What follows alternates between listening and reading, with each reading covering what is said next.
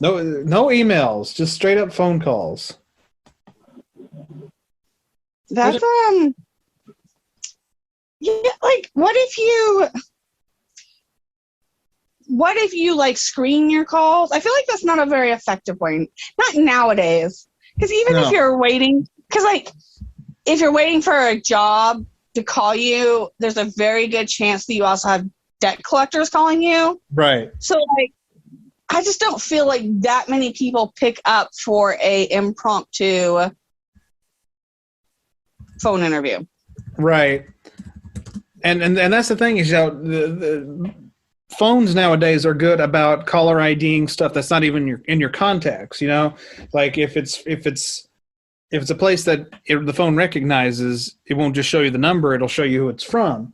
And the people that called me this week, it showed me their name, so I knew who they were. Last week, it only showed me the phone number, so I have nothing to go on but the phone number. So I could call them again, but I don't really want to be like, "Hi, you called me for an interview, and I have no idea what we talked about." That's kind of weird. Yeah, I just don't think that that's a very good way of doing it. Because again, you're assuming that they're gonna pick up, and you're also assuming that somebody is just going to be available for it. If you send an email, You can set up a because time, everybody applies online, if you right? send an email to, work out a schedule, I think that's the most efficient way. Or perhaps nowadays the only way to actually get people for phone numbers. Right. But that's what I'm saying. It's like it's just courtesy to email first. And because everybody else that I've talked with, we've emailed first, and if it went from there, we would set up phone or maybe in person later, whatever works, or Zoom. There was a couple that were Zoom.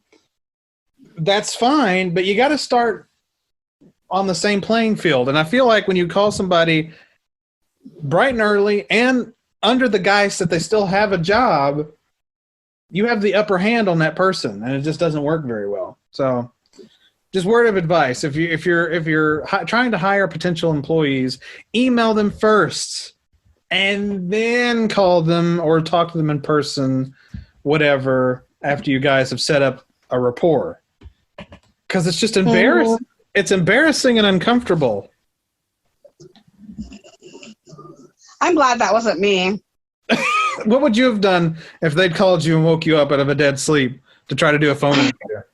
I probably would have just started mumbling nonsense and fallen back asleep on the phone with them. You would have Um, you would have pulled your red light game when you fall asleep at the red light. yeah, like first of all, it would take me a hot minute to figure out what was going on. Right. Because even though I'm expecting my alarm clock, there are still days when the alarm clock's going off that it takes me, sadly, a large amount of time to realize what is going on. Right. Yeah, I'm right. I'm with you there. I had my annual physical today at 9.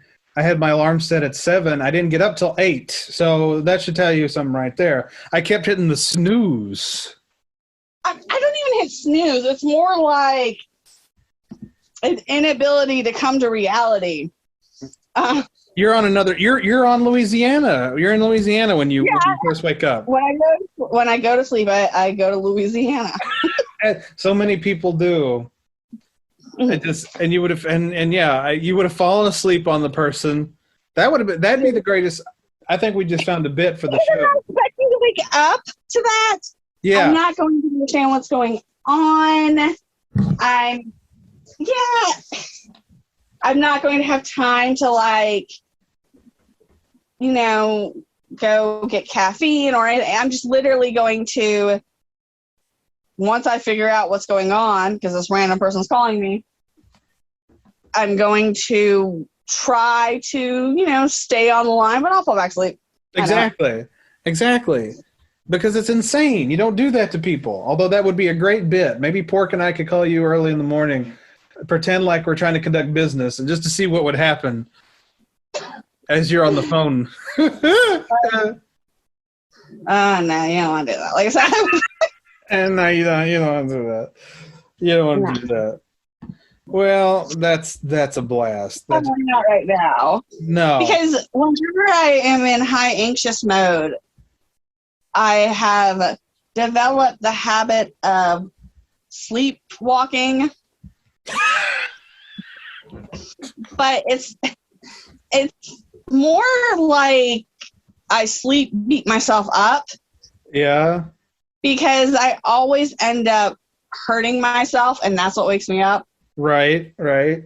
So now I'm in one of those modes. But if you're gonna do that, give me some time to get out of the anxiety. Oh my God. So you've taken to sleepwalking now. Yes. Oh. Yes. And then like I always end up hurting myself. So I wake up just wailing because like I'm in pain and like What? somewhere on like other people sleepwalk and they go and they get in a chair or on a couch or what. Like I'm thoroughly convinced, because I don't know, but I'm thoroughly convinced that I end up just doing this until I hurt myself. Like it is, and like that is the only way that's ever going to end. Look how far you've come, sledding on boxes to just walking around hurting yourself while you're asleep. Yes. Oh my God.